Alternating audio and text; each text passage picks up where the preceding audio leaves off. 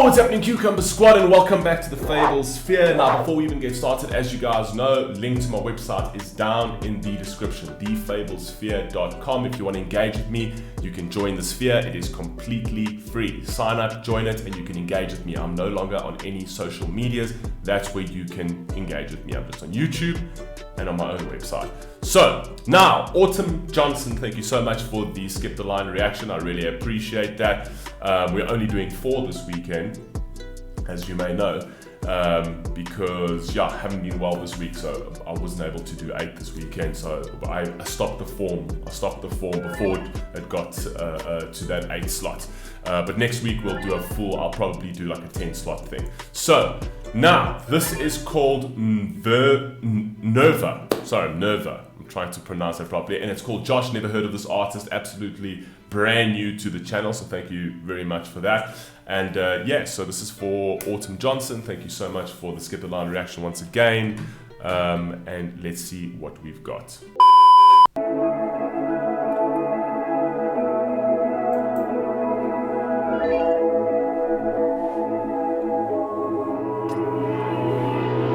I've been working on my music now for 10 years, but my buddy Josh turned it into my career. We were 13 when we made our first band, and from that moment on I knew I had to take a chance. But when the band broke up, me and Josh stayed friends, and I knew that we'd be with each other till the end. And we were, but it came too soon, cause Josh lost his fight with depression at 22. I already knew he was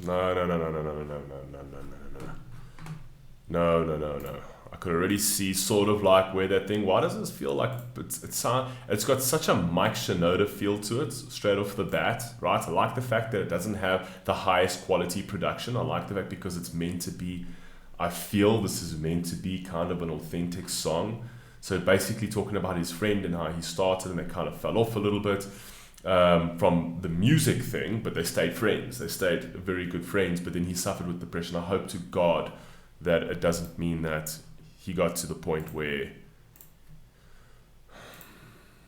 let's just go back.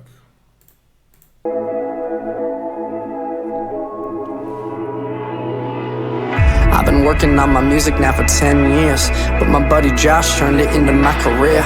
We were 13 when we made our first band, and from that moment on I knew I had to take a chance. But when the band broke up, me and Josh stayed friends, and I knew that we'd be with each other till the end.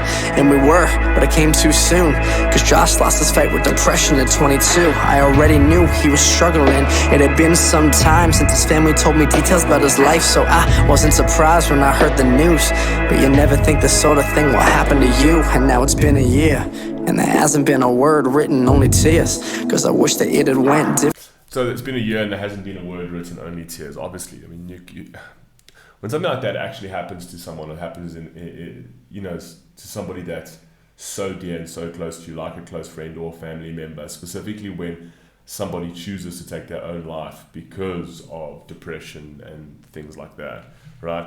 It's very hard to sort of put that into words straight after the fact, because you can't really encapsulate your emotions for the magnitude of that event, and you can't encapsulate them and then convert them into words where you can actually express how you really feel. Words don't really sort of like do any of what actually happened in your life. It doesn't do any of it justice. It's like even if you try and speak highly of him and that kind of thing, it just almost feels empty because of how you feel after that sort of situation. And only time can sort of get you back to a point where you can sort of,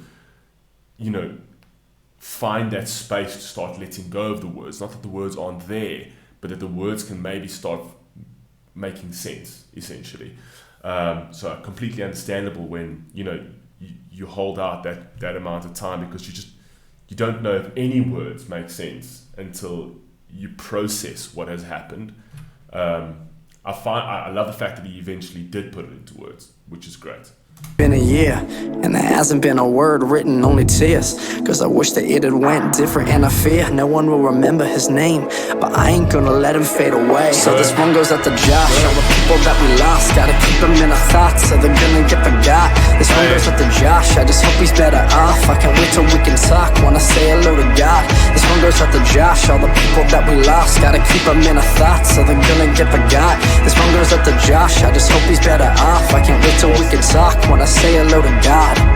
I was shocked when I found out, but I love, firstly, that hook is absolutely fantastic. The instrumentation of that hook is absolutely fantastic. Again, I love the fact that it's not overproduced. I love the fact that this has got more of like a sort of home feel with a home studio type production, which I think is fantastic. I love that hook where he says, "I hope you're better off, and I hope that we can talk again when I'm come up to God.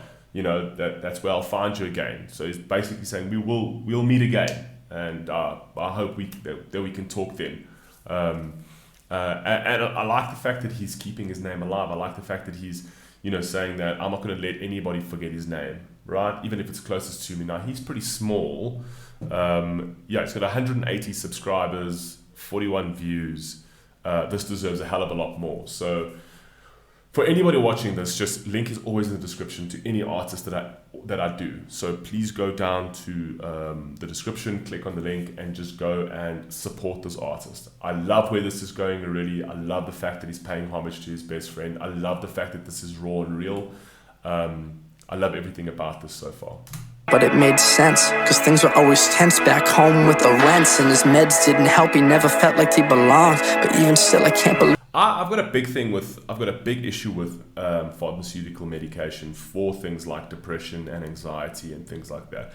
I personally believe that pharmaceutical companies, all these medical corporations and pharmaceutical corporations are first and foremost out to make profit, right? Take nothing away from the fact that, they have created a lot of medication. I mean, they've been a major part of keeping human beings alive for longer. I mean, if you just go back 100 years, I mean, the average life expectancy, I think, was 35 just 100 years ago. So you take nothing away from the technology and from the medication and from Western medicine and what it has done to extend people's lives. But I also kind of feel that that came at a cost. And the cost was that you needed to be hooked onto this stuff.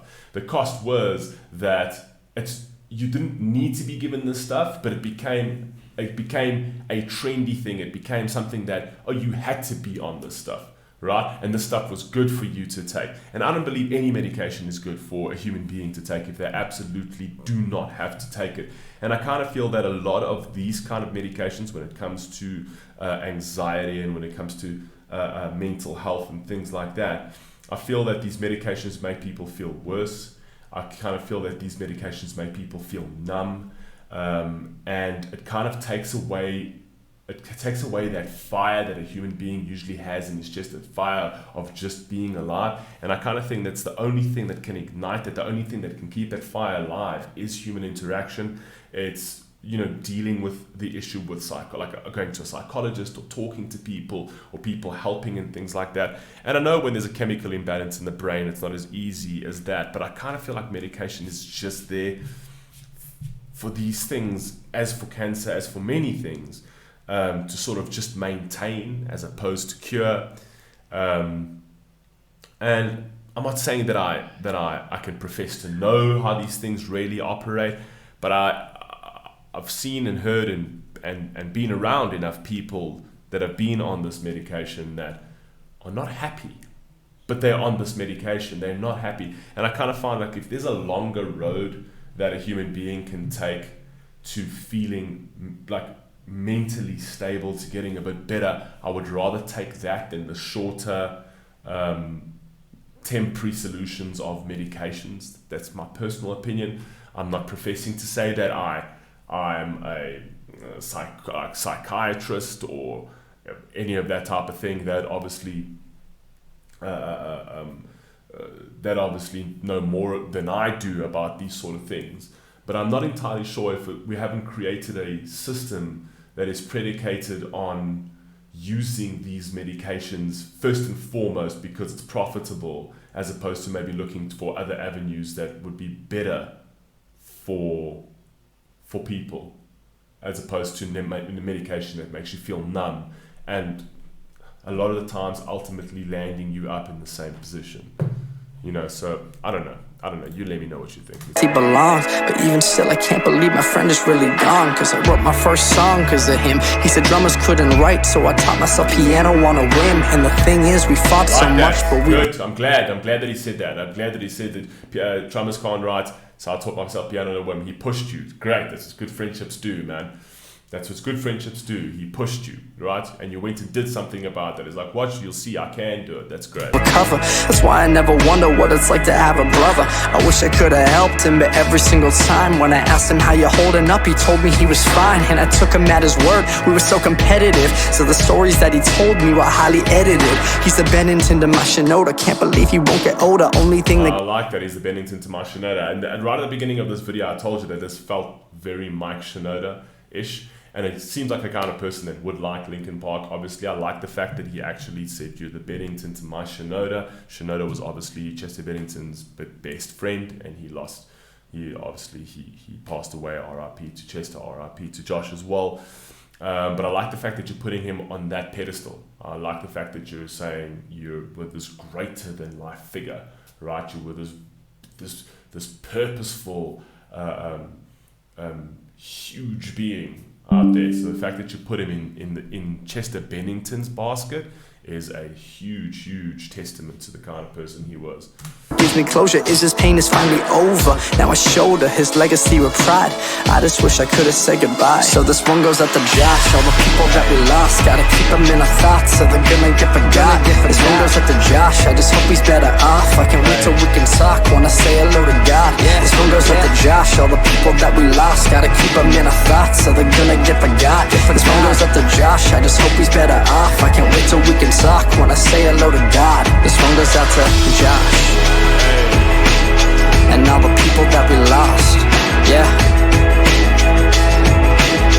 gotta keep them in our thoughts, so they're gonna get forgot. I love this book. I can't wait till we can talk when I say hello to God. This one goes out to Josh and all the people that we lost.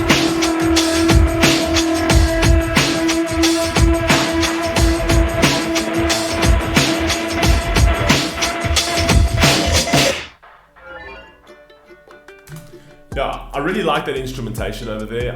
Again, like I told you, I like the fact that this, firstly, it's raw. Secondly, it's not overly produced. He really took into consideration the actual message of the song as opposed to trying fluffing the song up. It's just awesome instrumentation on it, awesome messaging on it, and really it's just a friend just finally coming out after all of the pain and just trying in his way to express how he felt, right? Which is beautiful. That's what artistry is actually about, right? Regardless of how well a song is like produced or mastered or something like that, man. He has what he has at his disposal, and he just put it out there, and I think it's absolutely brilliant. I honestly think that if this song was produced professionally and given to a different person with a bigger name, the exact same song, I think the song would pop. I honestly think, and that's high praise, because I think the song is actually really good. So yeah, man, great song. I love the fact that you're keeping Josh's name alive. I don't know if he's going to watch this reaction, I'm not entirely sure, but man, props to you, man. Stay strong and well done on this, man. Anyway, I love you all, man. Autumn, thank you very much for this, and I'll catch you in the next one. Peace.